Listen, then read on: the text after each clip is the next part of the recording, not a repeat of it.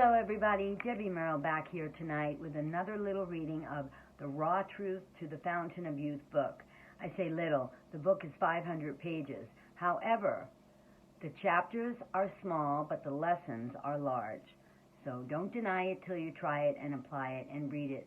And this book is January's biggest friend, because it's time to make changes in January, right?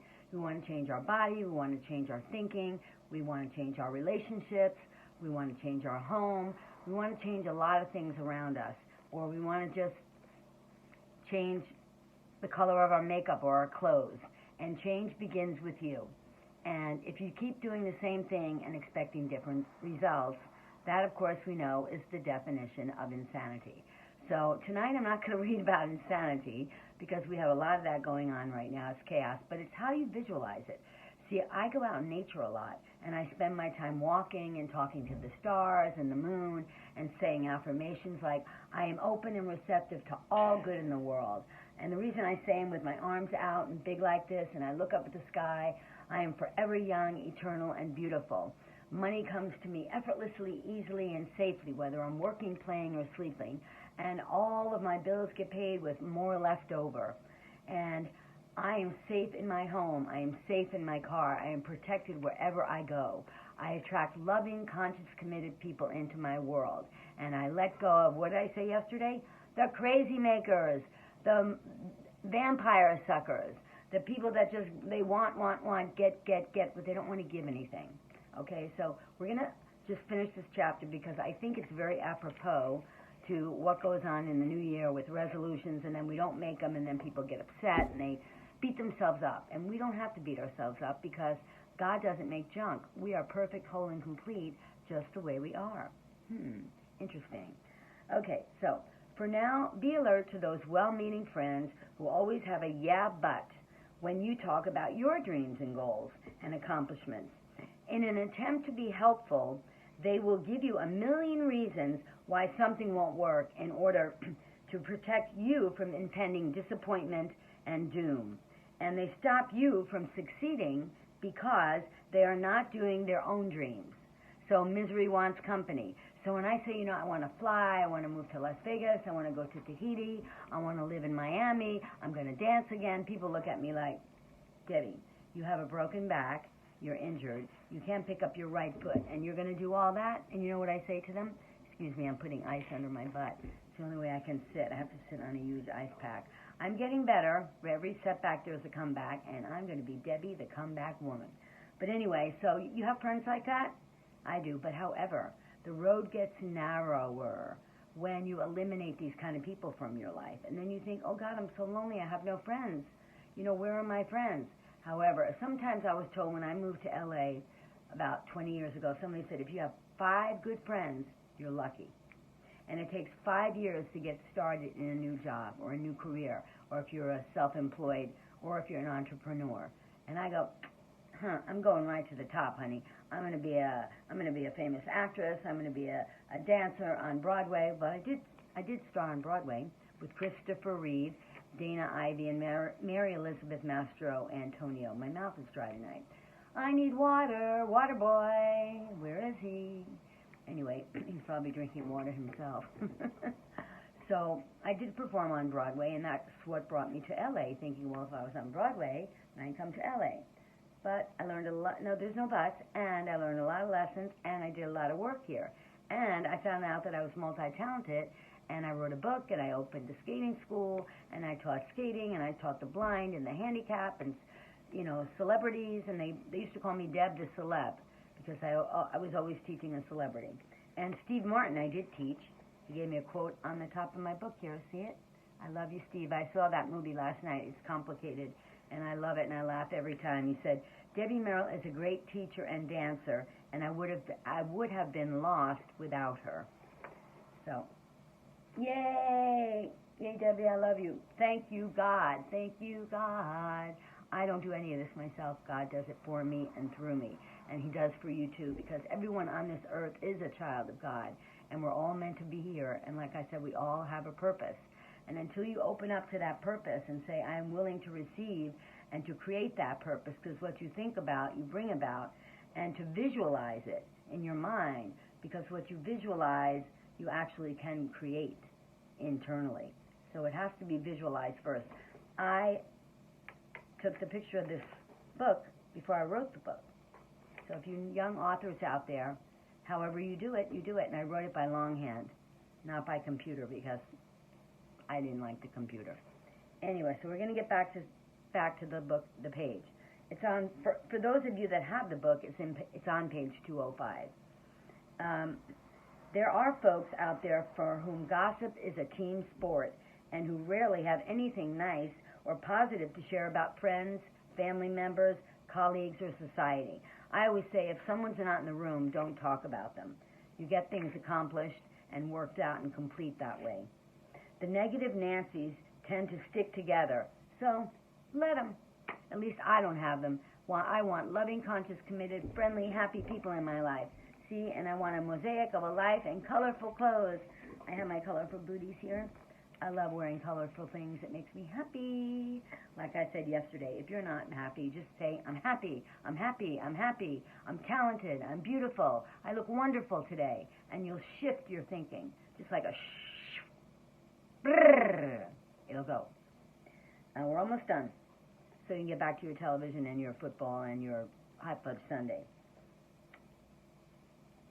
Then there are the saboteurs who take you out for cheeseburgers right after you tell them you're a raw vegan, or tell them you have a date to go to the beach and lunch, and then after lunch they change their mind and they say, I don't want to go to the beach. And that's what I wanted to do, because his mood is he doesn't want to go to the beach, so I can't go to the beach. Well, I have to go all the way home and get my car. So I tend to stay away from people that get moody, and then my behavior has to follow their moodiness.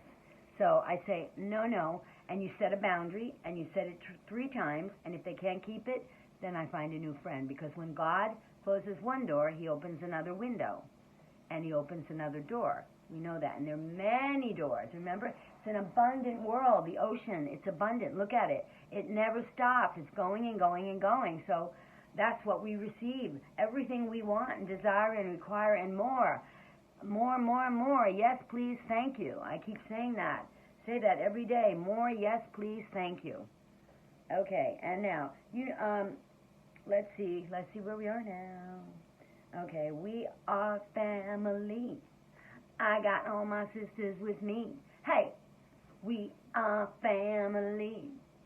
I got all my brothers with me. That's right, I do. Yes, I do. I love my brothers. I love my sisters. I love everybody. Everybody. You know, I have to throw a song in there. Get up and dance. Get up and boogie. Get up and garden. Get up and knit. Get up and do something, but just get up, get fit, and get rolling. And by the way, I'm going to be back to teaching skating soon, and dancing, and vegan education. So you'll have to check me out on Instagram, Raw Skate Debbie, and Raw Truth Book. And you can follow me on Facebook under Debbie Merrill. Okay? And you can check out my website, debbiemerrillshow.com, for more information so you can get in touch with me. Okay, last paragraph. Here we go. It's always poor me. You know, complaining, whining, and dining. Poor me. You know, when you're a victim, it's because you're not relying on your own innate strength. And I've done that. I cry, and why me, and why this, and why. And I just realized whying is dying, because I'm never going to get the answer why. Why? Why did I have that car run me over? Why did I have that other accident? Why did you take my legs? You could have taken my pinkies. You know, it's like when a piano player loses the use of his hands, and a dancer and a skater, such as myself, loses the use of their legs. Only temporarily, though. So I'm going to look at the overall view, not the partial view. No, I take that back. I'm going to look at the partial view. I always get this one confused. I wonder why. Brrr, it's a tongue twister. I look at the overall. Overalls. Remember we used to wear those overalls in the 60s, 70s? Look at the overall view, not the partial view. That's better, Debbie. Now I like you better. I love you, Debbie. Okay. Those people are walking victims. Nothing ever seems to go their way, and they constantly complain about their plight, but they never take any steps to change it. And they don't take responsibility for it either. Like my friend, he's just in a bad mood, so he's going to use moodiness. Oh, I'm in a bad mood, so I can cop out now. They ask for advice, but they never listen, and they never change. They butt you on everything. It's all a cry for love and attention. I call it butt knocking. I used to do that. I still do it. I'm imperfect, okay? But I'm trying to be perfect. When people go, Debbie, you should try this and you should try that. And I go, no, I did that. I looked that up. No, it's called butt knocking. Every idea that someone gives you, you butt knock it. And then the other thing is, oh, I did that. No, I did that. No, I don't want to do that. No, I'm not up for that. And that's because I'm scared. So what I have to do is command my muscles to train the brain to do the things I fear and hate to do. I fear to write a book. I fear to go on Broadway. I fear to audition for films. I fear to decorate my apartment. I fear to have a wardrobe. Somebody might not like it. I am over that right now. And the more you do, the more you're able to do. And if you do the things that you never thought you could do, you'll do more of the things that you never thought you could do. Hello? So last sentence. Like I said, I think it's all a cry for love. And when people say, you know, there's a great party, not that we're going to parties right now today, there's a great party over here, and they're going to have dancing and singing, and they're going to have a live musician, why don't you come? And you go, okay, I'll try and make it. Yeah, and I notice this more in California than I do in New York, that I did in New York or Miami or Boston or a lot of places that I lived, and they don't, because they're afraid to say no to your face. So just say, no, I can't make it, but if I can, I'd love to be there. You know, be the positive person. Don't be the negative Nancy. Don't be the Debbie Does. I call myself Debbie Does because I do everything. So be the Debbie Does, or be the Mary Miracle. And I'd love to end on this. If you don't believe in miracles, come and be one. And tempers rise and they fall as long as we don't attach danger. And if you worry, or if you're a worrier in life, worry with calm reflect. Worry does us no good, only harm. And it's like a rocking chair. It goes back and forth, right? But it goes nowhere. So in your head, it goes around in circles like this, and it goes nowhere. But once you write about what you're worried about, it goes in a straight line, and you can get there much quicker than driving around in circles, right? That's why they created the Google Maps. So all you Uber drivers out there, you're lucky, because years ago we didn't have that. Okay, ciao, ciao, hasta la vista for now. Somebody tweeted, I don't know, Madonna's tweeting. Madonna's always following me, and I'm always following her. I love Madonna. I'm a Madonna wannabe. Like a virgin, touched for the very first time. Like a virgin, when your heart beats next to mine. Whoa, whoa, bye. You'll have to tune in later next time to get the rest.